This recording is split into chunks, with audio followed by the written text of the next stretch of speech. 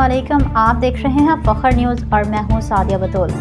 सबसे पहले शामिल करते हैं आज के अहम खबरें। रिपोर्ट महनाज शाह, फखर न्यूज़ HD। हैदराबाद रिटायर्ड सरकारी मुलाजिम के घर चोरी की वारदात ट्रेस, 75 लाख मालियत का मसरूका सामान बरामद, मुलजिम गिरफ्तार।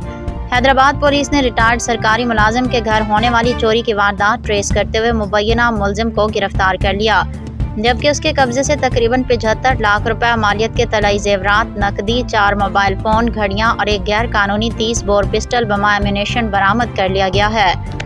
पुलिस के मुताबिक 10 जुलाई को थाना ए सेक्शन के हदूद लतीफ़ाबाद यूनिट नंबर 7 में रिटायर्ड सरकारी मुलाजिम रफ़ीक अहमद के घर चोरी की वारदात पेश आई थी, जिसमें नामालूम मुलजमान तलाई जेवरात, नकदी और दीगर कीमती सामान लेकर फरार हो गए थे।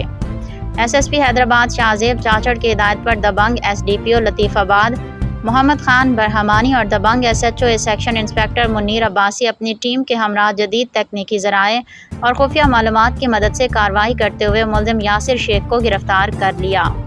पुलिस के मुताबिक मुलजिम की निशानदही पर चोरी शुदा तलाई जेवरात, नकदी, 4 मोबाइल फ़ोन और घड़ियां बरामद कर ली गईं, जबकि तलाशी के दौरान उसके कब्जे से गैर कानूनी 30 बोर पिस्टल और एम्यूनेशन भी बरामद हुआ।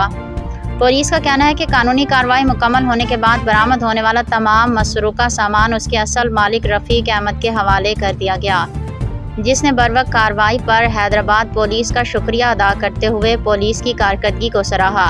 पुलिस ने गिरफ्तार मुलजिम के खिलाफ कानूनी असलहा रखने के इल्ज़ाम में सिंध आर्म्स एक्ट के तहत भी मुकदमा दर्ज कर लिया, जबकि वाक़े से मुतालिक मज़ीद तफ्तीश जारी है।